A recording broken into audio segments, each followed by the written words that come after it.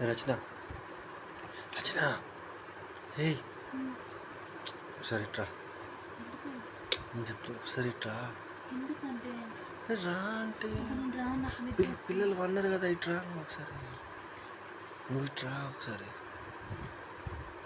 ఒక్కసారి.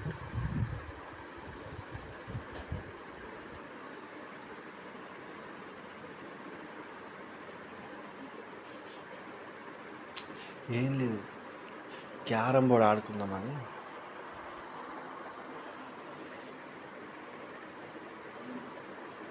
ఈ రాత్రి క్యారమ్ ఆడతావా? అబ్బా! క్యారమ్ ఆడేందుకు లేపినావా నన్ను? అవును,